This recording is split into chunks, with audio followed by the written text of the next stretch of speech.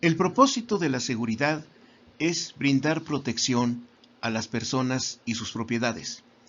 Pero esta protección no es algo gratuito, tiene un costo que no siempre puede ser totalmente sufragado, de tal manera que la efectividad de esas medidas de protección estarán dadas en la medida en que puedan cubrirse esos costos que por lo regular se materializan por algunas restricciones físicas y funcionales para el objetivo de protección. Por la naturaleza dinámica y heterogénea de la seguridad, lo que se proyecta como panorama a futuro y en general es un panorama de incertidumbre, porque la seguridad nunca podrá darnos certeza absoluta.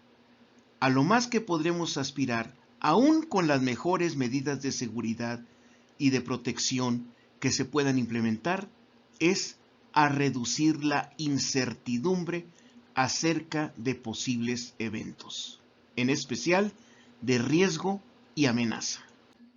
Y este panorama de incertidumbre se deriva de la acción de dos factores: los imponderables, es decir, factores fuera de control, y las limitaciones, en particular lo que se conocen como las grietas de la seguridad.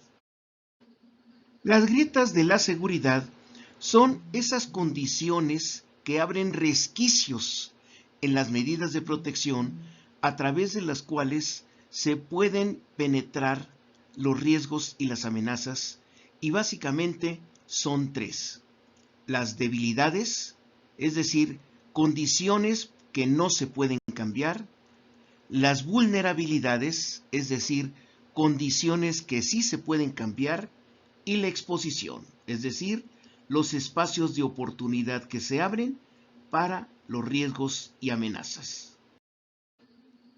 Las debilidades son condiciones por las que se pueden penetrar los riesgos y las amenazas, pero no se pueden cambiar porque corresponden a la dinámica funcional del objetivo de protección.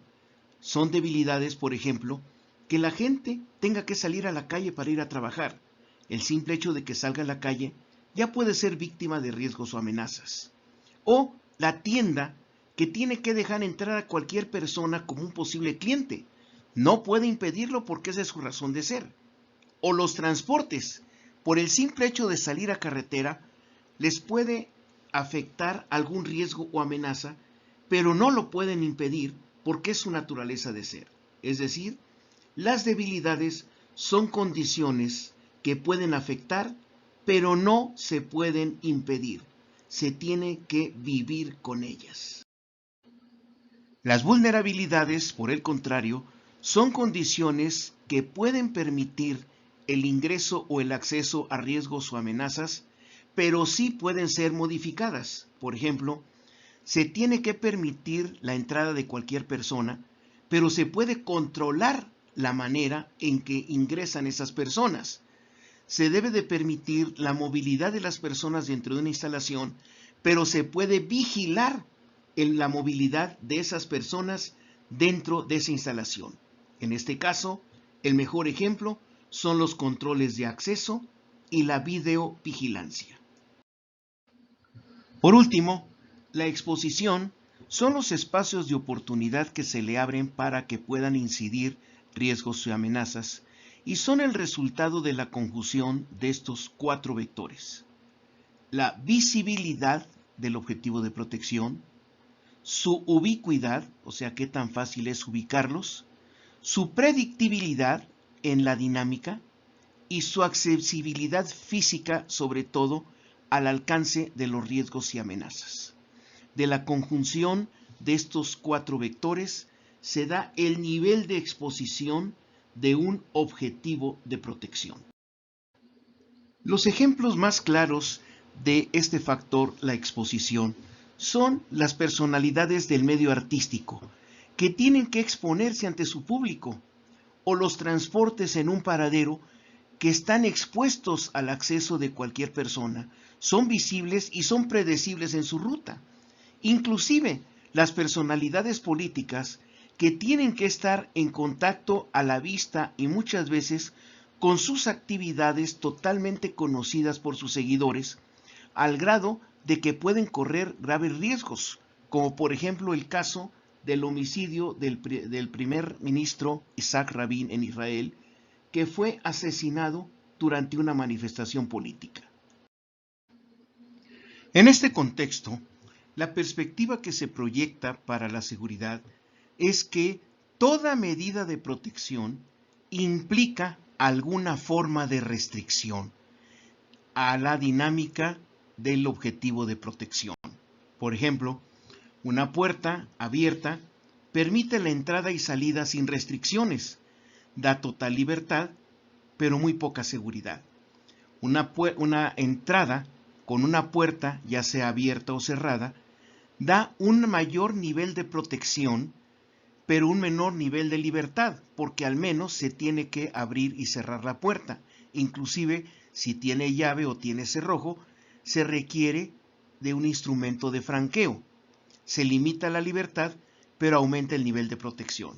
Y en el extremo, una entrada no solamente con cerrojo, sino con una vigilancia presencial, da mucho mayor nivel de protección, pero mucho menor nivel de libertad. Por ello, se proyecta esta gran disyuntiva: a mayor seguridad, menor libertad y viceversa. Y esta será la gran decisión en cuanto al nivel de medidas de protección que se decida adoptar. En la práctica, el nivel de efectividad de cualquier modelo de protección está determinado por lo que podemos conocer como la disciplina del protegido, es decir, en qué medida el objetivo de protección se somete a las restricciones o no de las medidas de protección, recordando que para estos efectos los intereses de negocio del objetivo de protección prevalecen sobre las restricciones de seguridad establecidas para su propia protección.